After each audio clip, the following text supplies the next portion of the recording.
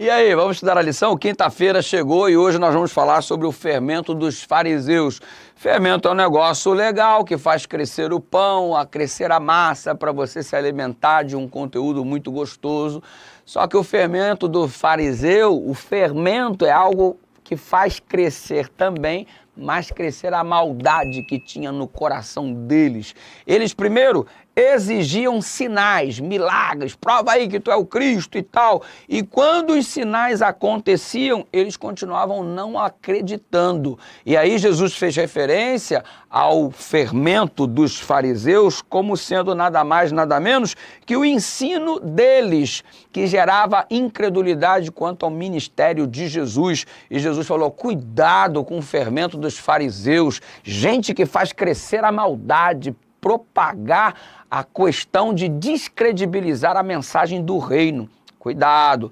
E a gente tem que ter cuidado no sentido de não espalharmos o fermento do mal, fazer o mal crescer, se dissipar, especialmente nas redes sociais, a gente ser propagador do mal, fermento de multiplicação e crescimento da maldade. Isso é o fermento dos fariseus. Pegar um falso ensinamento, um ensinamento que não é fundamentado na palavra, às vezes em tradições, e propagarmos isso daí como se fosse a vontade de Deus, e isso não é pautado na palavra, consequentemente não é a vontade de Deus. Verifiquemos isso aí.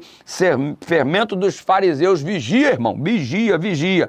E Jesus, trabalhando com os discípulos, agora utiliza mais uma vez um milagre como referência para que eles pudessem abrir os olhos quanto à realidade do reino. E o milagre em questão está em Marcos capítulo 8, do verso 14 a 21, é uma multiplicação de pães e peixes novamente. E parece-me que dessa vez o texto bíblico nos dá a entender que o público abençoado por esta multiplicação é o público essencialmente gentio. Jesus estava em terras não israelitas fazendo o processo de milagre para alcançar aquele povo também.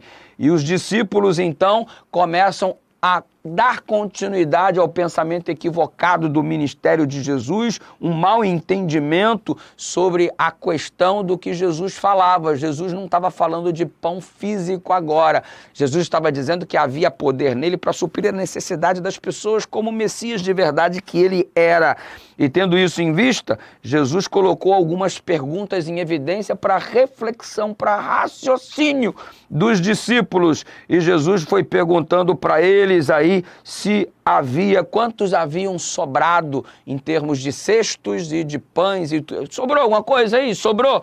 E eles perceberam, sim, Senhor, foram alimentados 5.000 pessoas na primeira vez, 4.000 da outra vez, e Jesus perguntou para eles se havia o suficiente, se deu para todo mundo, e Jesus colocou isso em evidência. Para quê? Para que ficasse claro para eles que o que não faltava à disposição era poder.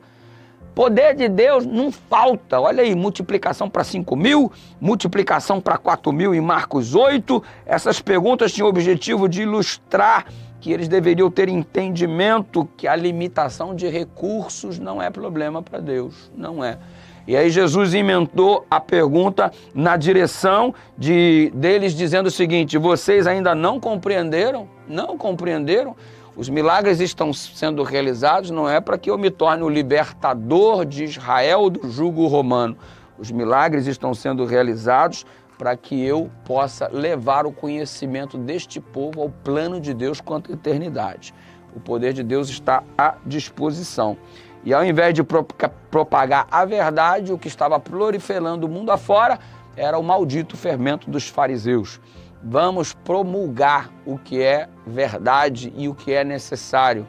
O poder de Deus está à disposição, abundância de recursos do céu para cada um de nós, para que possamos espalhar o pão da vida e não o fermento dos fariseus.